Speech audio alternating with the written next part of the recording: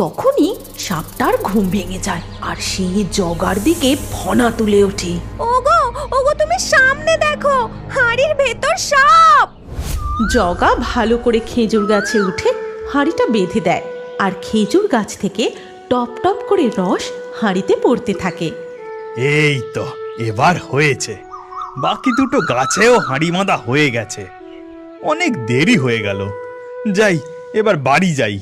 তারপর জগা গাছ থেকে নেমে বাড়ি চলে যায় আর বাড়ি চলে যেতেই ওফ, এতক্ষণে আপদটা বিদায় হলো। সেই কখন থেকে তককে তককে রয়েছি খেজুর রস খাবো বলে। যাই, এবার আমি মন ভরে খেজুর রস খাই।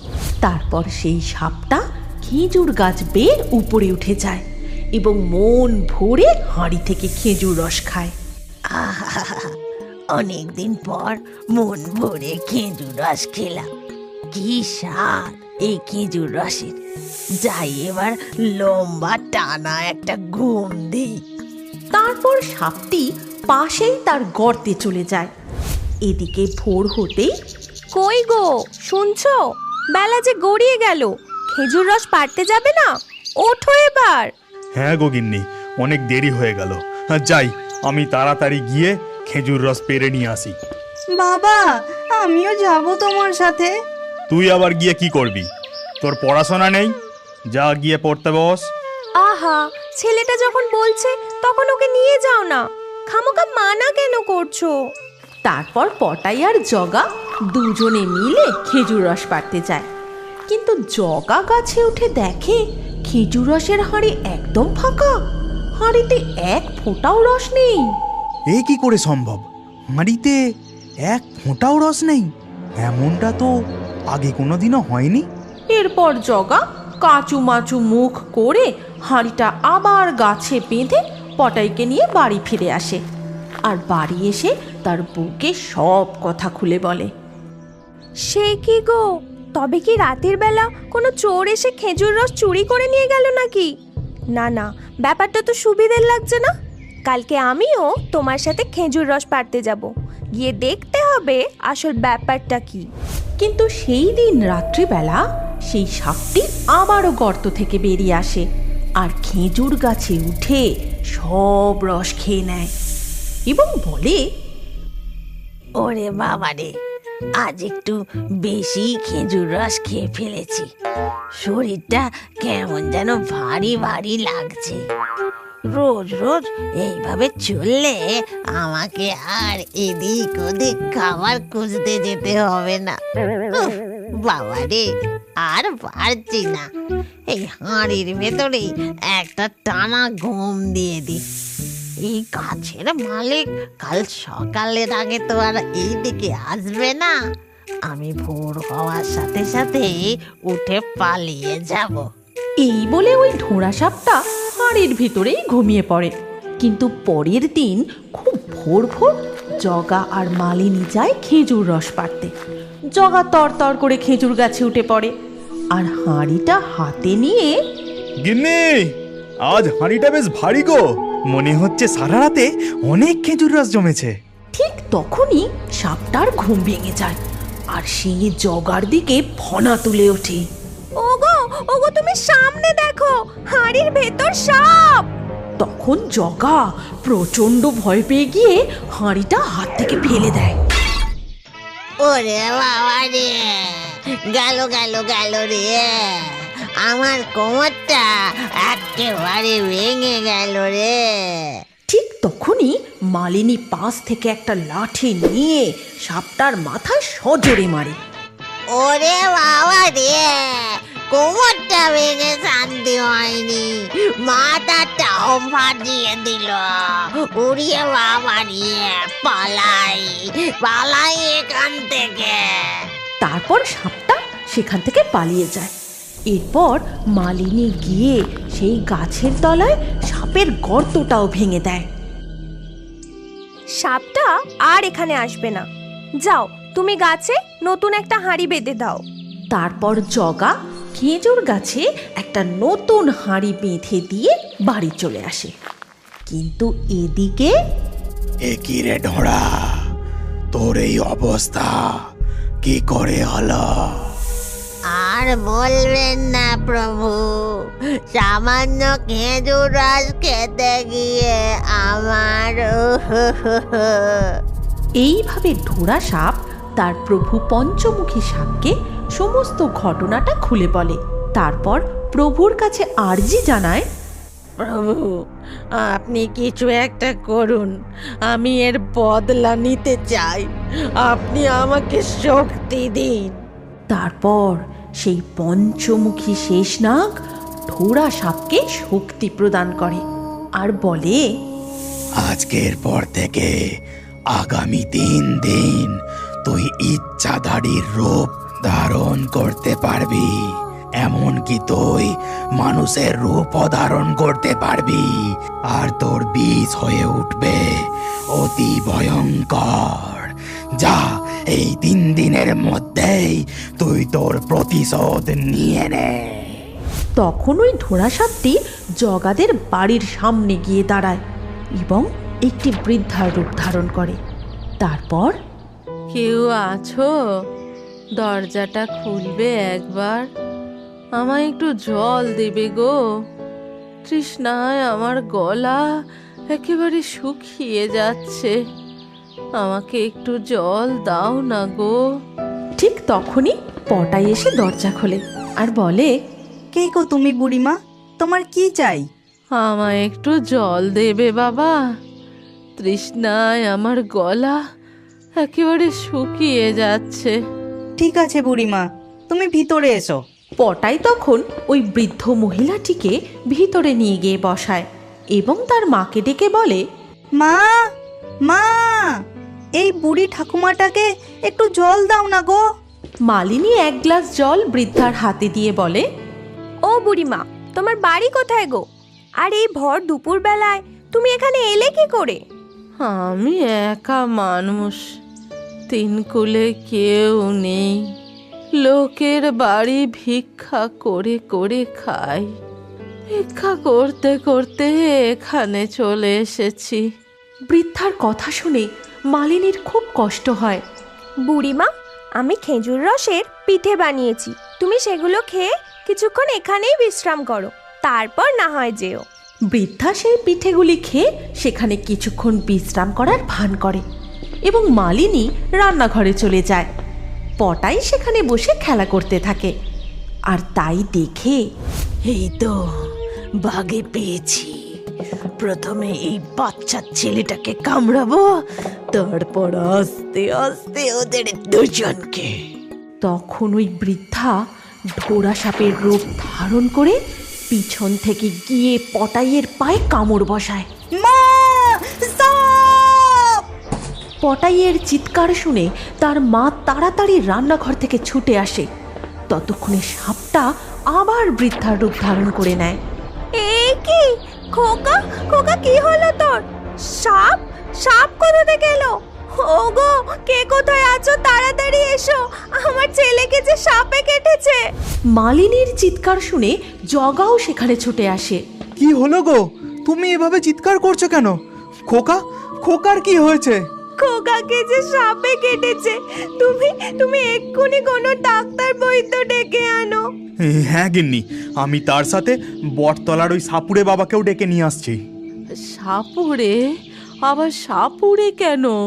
সাপুড়ের নাম শুনেই ঢোড়া সাপ মনে মনে ভয় পেয়ে যায় এবং সেখান থেকে সে কেটে পড়ার তাল করে। কিন্তু ঠিক তখনই জগা সাপুড়েকে নিয়ে সেখানে চলে আসে আর সাপুড়ে যেই বিন বাজাতে যায়, না না, ওটা বাজাবে না, ওটা বাজালে আমার খুব কষ্ট হয়। ওটা বাজালে তোমার কেন কষ্ট হবে গো বুড়িমা? বিনের আওয়াজে তো সাপেরা কষ্ট পায়। তারপর সাপুড়ে বিন বাজানো শুরু করে দেয় আর সাথে সাথেই, বন্ধ করো, বন্ধ করো, বন্ধ করো বিন বাজানো। সঙ্গে সঙ্গেই সে তার মানুষের রূপ ছেড়ে ঢোড়া সাপের রূপ ধারণ করে। তাই দেখে তো জগা আর মালিনী খুব ভয় পেয়ে যায় আর বলে, আরে, এ তো সেই সাপটা যে খেজুর গাছে উঠে রস খাচ্ছিল। ওকে ওকে মেরেছিলাম বলে মানুষের রূপ ধরে বদলা নিতে এসেছে। আমি বাড়িতে ঢুকেই বুঝতে পেরেছিলাম এখানে কোনো গন্ডগোল আছে। তুই তাড়াতাড়ি গিয়ে ছেলেটার পা থেকে বিষটা তুলে নে, না হলে এখানেই তোকে। তখন ঢোড়াসাপ গিয়ে পটাইয়ের পা থেকে সমস্ত বিষ তুলে নেয়, আর ঠিক সেই সময় সাপুড়ে তার গলাটা খপ করে চেপে ধরে। ওরে বাবা রে, প্রভু প্রভু আমাকে বাঁচান, প্রভু আমাকে বাঁচান। তোর আবার প্রভুও আছে? তোরা দুজন মিলে এইসব কারসাজি করছিস? চল এক্ষুনি নিয়ে চল আমাকে তোর প্রভুর কাছে। এই বলে সাপুড়ে বিন বাজাতে বাজাতে ঢোড়াসাপকে ধরে নিয়ে সেখান থেকে চলে যায়। পটাইও পুরোপুরি সুস্থ হয়ে যায়। বলাই সেখানে আসতেই ডাইনি বুড়ি অমনি ঝপ করে তার সামনে ঝাঁপ মারে। ডাইনির সেই ভয়ঙ্কর রূপ দেখে বলাই তো প্রচন্ড ভয় পেয়ে যায়। ওরে বাপ রে!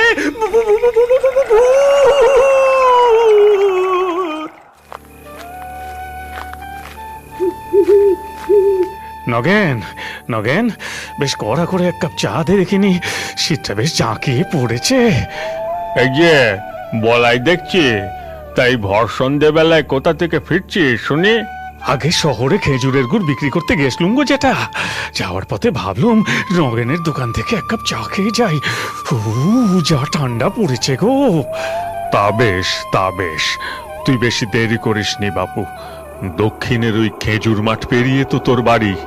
এই ভর সন্ধেবেলায় আবার ওদিকে তো কোনো জনপ্রাণীর টিকিও খুঁজে পাওয়া যায় না। তুই তাড়াতাড়ি বাড়ি চলে যা বাবা, যা।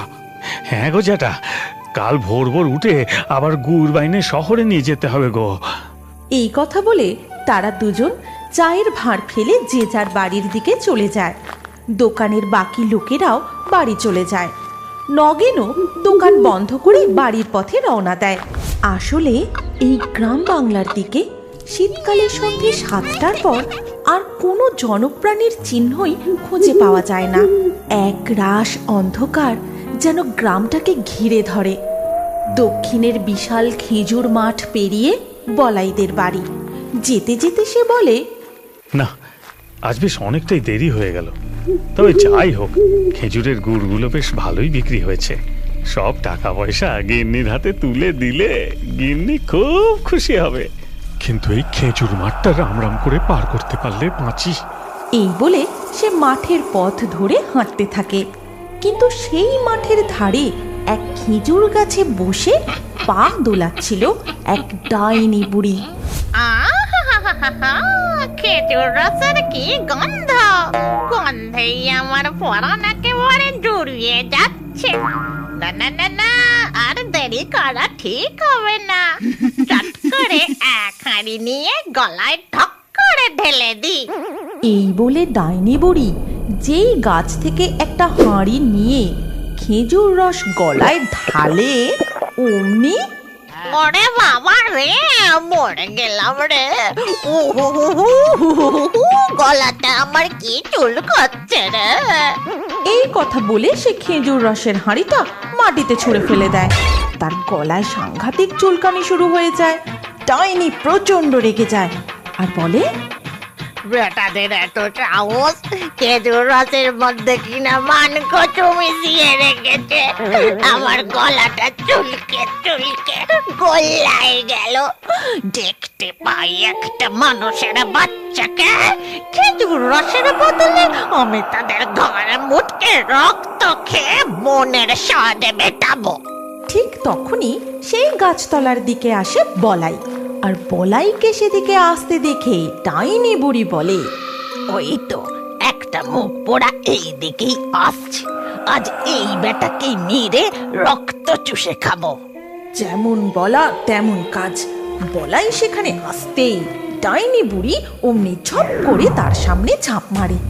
ডাইনির সেই ভয়ঙ্কর রূপ দেখে বলাই তো প্রচন্ড ভয় পেয়ে যায়। ওরে বাপ রে!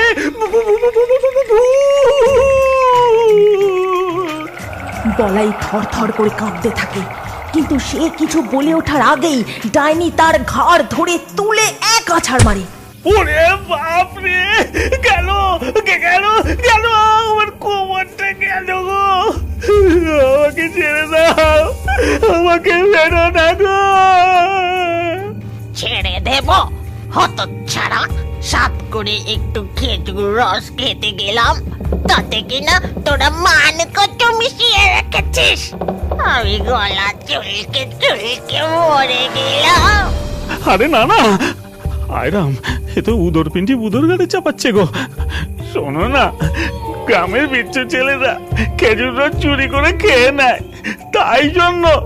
কিন্তু আমি কচু মেশাইনি, আমাকে ছেড়ে দাও, আমি বাড়ি যাব। চুপ কর হতভাগা, এখনই খেজুর রসের স্বাদ আমি তোর ঘর মুটকে রক্ত চুষে খেয়ে মেটাবো। এই বলে ডাইনি বুড়ি তার হাত দুটো বাড়িয়ে দেয় বলাইয়ের ঘাড় মটকানোর জন্য, কিন্তু বলাইও সেখান থেকে ওরে বাপ রে, দেয় মার ছুট। বলাই প্রচন্ড ভয় পেয়ে দিক বিদিক শূন্য হয়ে ছুটতেই থাকে, ছুটতে ছুটতে সোজা বাড়ি।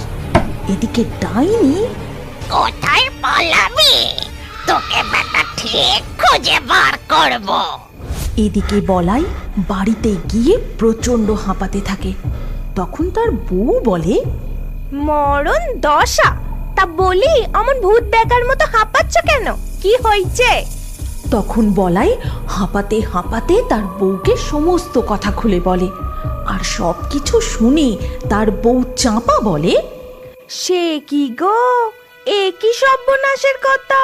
না না, কাল সকালেই আমি বটতলা সাধু বাবার কাছ থেকে তাবিজ এনে দেবো, তুমি ওটা পরে শহরে যেও, দেখো কিচ্ছু হবে না। এখন চলো তো, তাড়াতাড়ি খেয়ে শুয়ে পড়ি। তারপর তারা রাতের খাওয়া দাওয়া সেরে ঘুমিয়ে পড়ে। ভোরের অন্ধকার থাকতে থাকতেই বলাই উঠে পড়ে এবং তার বউকে ডাকে। গিন্নি, ও গিন্নি, বলি তাড়াতাড়ি ওঠো, আমি খেজুর রস পাড়তে যাচ্ছি গো। তুমি উঠে তাড়াতাড়ি উনুন সাজাও, গুড়ে জাল দিতে হবে তো। তুমি যাও না, আমি উঠছি। তারপর বলাই খেজুর রস পাড়তে চলে যায়। চারিদিকে কুয়াশায় পরিপূর্ণ। আস্তে আস্তে ভোরের মৃদু আলো দেখা যাচ্ছে। বলাই চাদরটা ভালো করে মুড়ি দিয়ে খেজুর গাছে তরতর করে উঠে পড়ে। তারপর খেজুর রস পেরে বাড়িতে এসে দেখে তার বউ চাঁপা এক মাথা ঘুমটা টেনে উনুন সাজিয়ে বসে আছে। এই নাও গিন্নি, এই দুহাড়ি খেজুর রস ততক্ষণ জাল দাও, আমি আরো পেরে আনছি। তা তুমি একমাত্র ঘোমটা দিয়ে বসে আছো কেন? তুমি তো কোনোদিন এত ঘোমটা দাও না। তখন খনা খনা গলা এসে বলে, বললো যা, কেমন ঠান্ডা পড়েছে তুমি দেখতে পাচ্ছ না, ওই জন্যই তো ঘুমটা দিয়ে আছি। তা ঘোমটাটা একবার তোলো না, ভোর ভোর তোমার চাঁদ পানা মুখখানা একবার দেখি। আর দীক্ষেটা গরম চুলো থেকে কাঠ বার করে মুখে গুঁজে দেব, সব আদিক্ষেত তো একেবারে বেরিয়ে যাবে। যাও তো যাও, এখান থেকে যাও। বউয়ের মুখে এমন কথা শুনে কাচুমাচু মুখ করে বলাই সেখান থেকে খেজুর রস পাড়তে চলে যায়। তারপর সেই মহিলা তার ঘোমটা তোলে। আসলে ঘোমটার নিচে ছিল সেই ডাইনি বুড়ি, যে কাল রাতে খুঁজতে খুঁজতে বলাইয়ের বাড়ি চলে এসেছিল। খেজুর গুড়ের কি গন্ধ, কি সুন্দর গন্ধ বেরিয়েছে। এই বলে ডাইনি বুড়ি গরম কড়া তুলে খেজুরের গুড় ঢক ঢক করে খেয়ে নেয়। এর কিছুক্ষণ পর বলাই আরো দুহাড়ি খেজুর রস এনে বলে, এ কি, কড়া তো ফাঁকা, গুড় কোথায়? আমি অন্য জায়গায় ঢেলে রেখে এসেছি। তারপর বলাই চলে গেলে ডাইনি আবারও গরম কড়া তুলে গুড় খেতে থাকে। এইভাবে সে সমস্ত গুড় খেয়ে ফেলে। ঠিক তখনই চাঁপা ঘুম থেকে উঠে আসে। চাঁপাকে আসতে দেখে ডাইনি বুড়ি সেখান থেকে পালিয়ে যায়। ও বাবা, এখানে উনুন জ্বালিয়ে গুড়ে জাল কে দিচ্ছিল? তবে কি লোকটা আমার ভয়ে নিজেই জাল দিতে শুরু করে দিয়েছে? ঠিক তখনই বলাই আরো 2 হাঁড়ি খেজুর রস নিয়ে সেখানে আসে। এই নাও গিন্নি, আজ এই 6 হাঁড়ি গুড় নিয়েই শহরে যাব। 6 কি গো, এ তো মোটে 2 হাঁড়ি। সে কি গো, তুমি যে বাকি গুড়গুলো জাল করে ভিতরে রেখে এলে? আও মোলোজা, আমি তো এই সবে উঠে আসছি, গুড় কখন জাল করলাম? বলো কি গিন্নি, তবে কি তোমার রূপ ধরে? এইভাবে বেশ কয়েকদিন কেটে যায়। প্রায় প্রত্যেক দিনই বলাইদের জাল করা গুড় রাত্রিবেলা এসে ওই ডাইনি চুরি করে খেয়ে নেয়। আর গুড় খেয়ে নেওয়ার পর সমস্ত মাটির হাঁড়িগুলোকে ভেঙে তছনছ করে দেয়। একদিন তুমি আমার কথা বিশ্বাস করো, এ নিশ্চয়ই ওই ডাইনি বুড়ির কাজ। সেদিনও তোমার রূপ ধরে এসে সব গুড় খেয়ে চলে গেছে। যদি তাই হয় তবে এই ডাইনিকে জব্দ করতেই হবে। কি বলছো গো? হ্যাঁ, তুমি কি না করবে ওই ডাইনিকে জব্দ? চুপ করো তো, আমার মাথায় একটা বুদ্ধি এসেছে, শোনো এদিকে।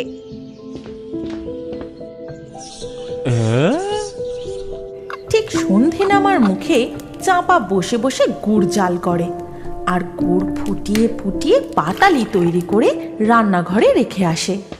ঠিক যখন গভীর রাত নামে প্রতিদিনের মতো সেই ডাইনি আবারও গুড় খেতে আসে, কিন্তু রান্নাঘরে গিয়ে দেখে সেখানে ঝোলা গুড় নেই, রয়েছে পাটালি। ও বাবা, আজ দেখছি পাটালি বানিয়ে রেখেছে। যাই হোক, আজ তবে পাটালি খেয়ে মনের স্বাদ মেটাই। কিন্তু যেই ডাইনি বুড়ি পাটালিতে কামড় বসায় অমনি তার 2টো দাঁত খুলে পড়ে যায়। গেল গেল গেল রে, আমার যে 2টো দাঁত আস্ত ছিল সেগুলো গেল। কি শক্ত পাটালি! ডাইনি বুড়ির চিৎকার শুনে চাঁপা এক হাতে মুড়ো ঝাঁটা আর এক হাতে আঁশ বটি নিয়ে তেড়ে আসে, আর সাথে সাথে বলাইও। তবে রে, আজকে এই আঁশবটি আর মুড়ো ঝাঁটার বাড়ি মেরে তোর গুড় খাওয়ার শখ আমি জম্মের মতো মিটিয়ে দেবো। এই বলে চাঁপা ডাইনিকে মুড়ো ঝাঁটার বাড়ি বেশ করে মারতে থাকে। ওরে বাবা রে, আমাকে ছেড়ে দে রে। আমার গুড় খাওয়ার শখ মিটে গেছে। আজ থেকে আমি এই বাড়িতে কেন, এই গ্রামের ত্রিসীমানাতেও আসবো না। ওরে বাবা রে! এই কথা বলে ডাইনি সেখান থেকে ফট করে পালিয়ে যায়। ও বাবা, গিন্নি, হ্যাঁ, তুমি তো দেখছি ডাইনির চেয়েও বেশি ভয়ঙ্কর। কি বললে? ও কই, না না, কিচ্ছু না, তো কিচ্ছু বলিনি। শুনেছো কি তার নুপুরের আওয়াজ? এসে গেছে, সে এসে গেছে। ওরে বাবা রে, ভূত! বাগানে নিশ্চয় কোনো ভূত এসেছে। খেজুর পোতা গ্রামের ন্যাকলার কাজই ছিল কেবল চুরি করে বেড়ানো। একদিন খুব ভোরবেলা ঘন কুয়াশার মাঝে দেবল আর জিতু গেছে খেজুর রস পাড়তে। তারা সেখানে গিয়ে দেখে, আরে ও দেবল, আমাদের কর্তার খেজুর গাছে ওটা কে গো? ও আর দেখতে হচ্ছে না? নিশ্চয়ই ওই বেটা ন্যাপলা চোর। ধর তো বেটাকে। এই তালে ন্যাপলা জিতু ও দেবলকে দেখে গাছ থেকে নেমে পালাতে যায়, কিন্তু তারা ন্যাপলা চোরকে ধরে ফেলে। তারপর বেটা পালানো হচ্ছিল, বেটা কাজ করবে না, খালি চুরি। চল কর্তার কাছে, আজ এমন রামধোলাই পড়বে মনে রাখবি। এরপর তারা ন্যাপলাকে ধরে বেঁধে কর্তার কাছে নিয়ে যায়। ওকে রে, তোরা কাকে ধরে বেঁধে এনেছিস? কর্তা, ও ন্যাবলা চোর আপনার খেজুর বাগানে গাছে উঠে খেজুর রস চুরি করে খাচ্ছিল। তাই নাকি? এই, কে আছিস? আমার চাবুকটা দে তো। আমায় ছেড়ে দেন কর্তা, আর কখনো চুরি করবনি। এখন চুরি করবনি বলা হচ্ছে? চুরি করেছিস কেন? এবার শাস্তি ভোগ কর।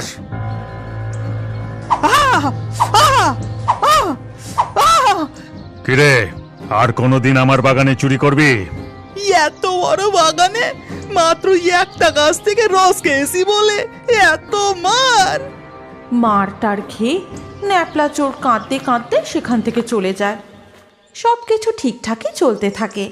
তারপর বেশ কিছুদিন কেটেও যায়। কিন্তু একদিন রাতে হঠাৎ করে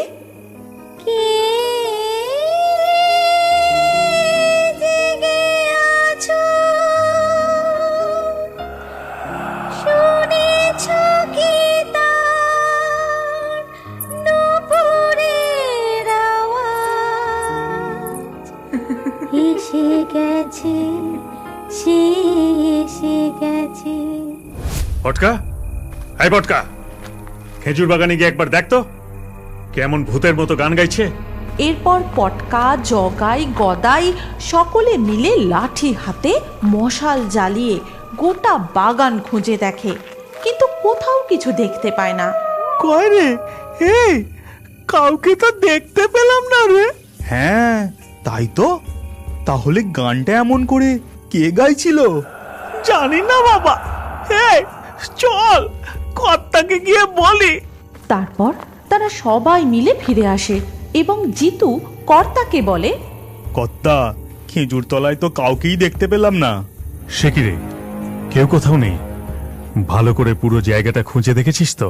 তখন হঠাৎ করে কেউ একটা সেই বাগান থেকে বিচ্ছিরি করে খিলখিলিয়ে হেসে ওঠে।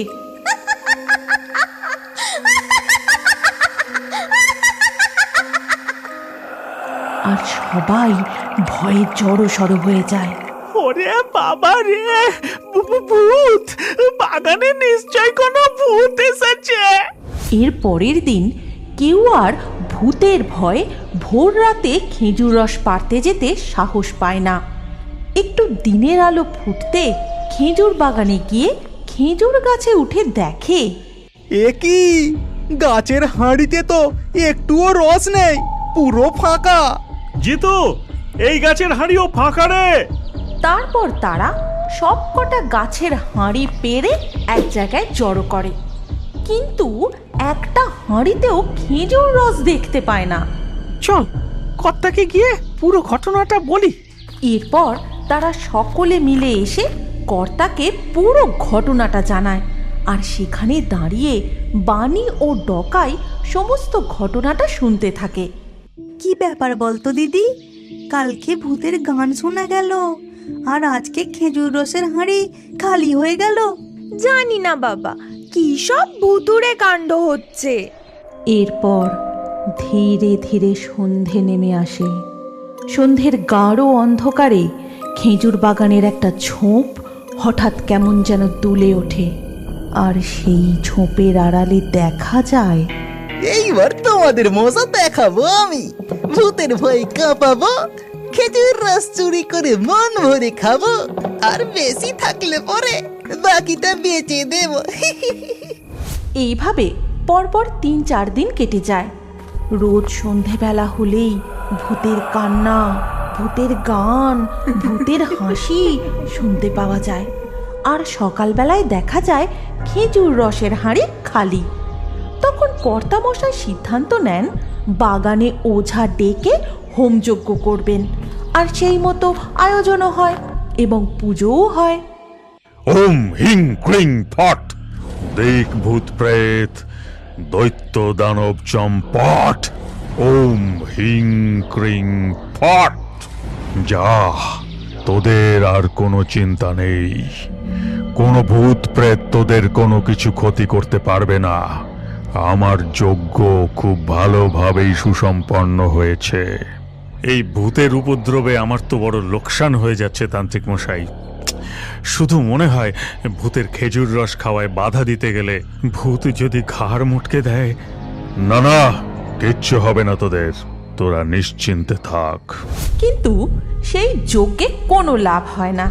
পরের দিনেই যথারীতি সন্ধে হতেই ন্যাপলা চোর সেই ঝোপের আড়ালে ঢুকে গর্তের মধ্যে টেপ রেকর্ডারটা রেখে সেটা চালিয়ে দিয়ে রিমোটটা হাতে নিয়ে দূরে সরে যায়।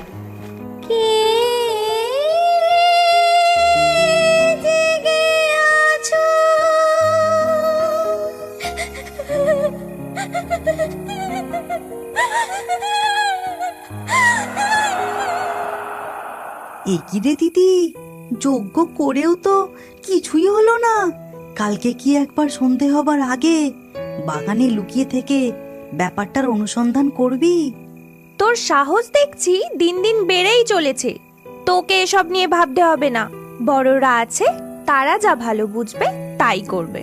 কিচ্ছু হবে না রে দিদি, চল না, আমি তো তোর সাথেই থাকবো। একবার দেখতেই হবে ব্যাপারটা কি হচ্ছে। এর পরের দিন ডকাই ও বানি সন্ধে হওয়ার আগেই সেই বাগানে গিয়ে একটা ঝোপের আড়ালে লুকিয়ে থাকে। তারপর অন্ধকার নামতেই তারা দেখতে পায় ন্যাপলা চোরের সমস্ত রকম কাণ্ড কারখানা। আর টেপ রেকর্ডারের গান শুরু হতেই সেই গান আরও একজন শুনতে পায়। ও বাবা, আমার মতন করে কে গান গাইছে গো? খেজুর বাগানে নতুন কেউ আবার বাসা বেঁধেছে বুঝি? যাই তো, গিয়ে দেখি একবার। ইনি হলেন গেঁড়ি শাকচুন্নি, যিনি তখন ওই খেজুর বাগানের উপর দিয়েই উড়ে উড়ে যাচ্ছিলেন।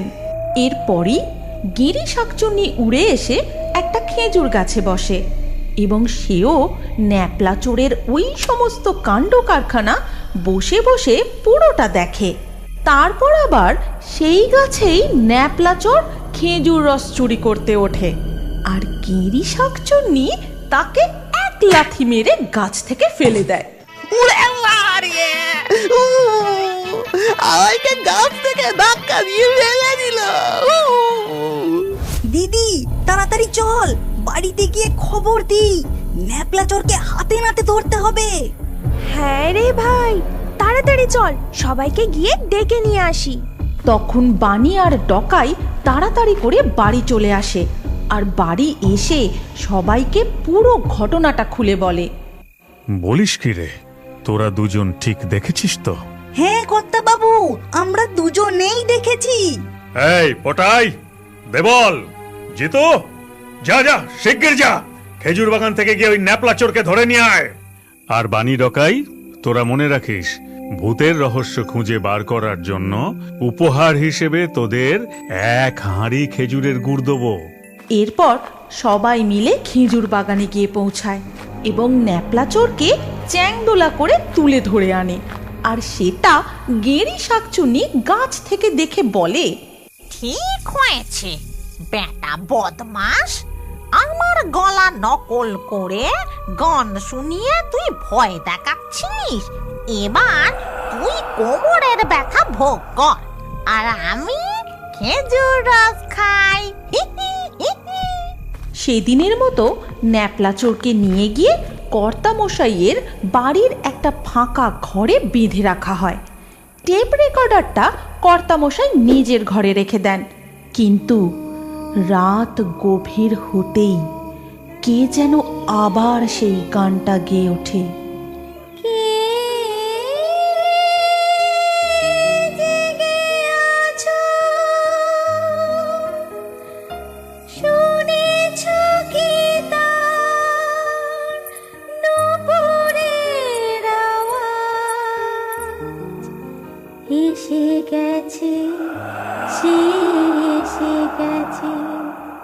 কি টেপ রেকর্ডার তো আমার ঘরেই আছে, তাহলে গানটা কে বাজাচ্ছে? দিদি, ন্যাপলা চোর কি আবার পালিয়ে গেল? এদিকে ন্যাপলা চোর এই গান শুনে বসে বসে ভাবে, আরে এটা কি করে সম্ভব? আমারই তো এইখানে বেঁধে রেখেছে, আর গানের যন্ত্রটাও তো বাবু নিজের ঘরে রেখে দিয়েছেন। তাহলে এই তো রাতে ভূতের গলায় ওই গানটা কে বাজাচ্ছে? আমাদের গল্প এখানেই শেষ হলো। আপনার যদি আমাদের এই গল্প ভালো লাগে তাহলে এই ভিডিওটি লাইক অবশ্যই করুন। আর এখন আরো একটি মজাদার নতুন কার্টুন দেখার জন্য স্ক্রিনের উপর এই ভিডিওতে ক্লিক করুন আর আমাদের চ্যানেলটি তাড়াতাড়ি সাবস্ক্রাইব করে নিন।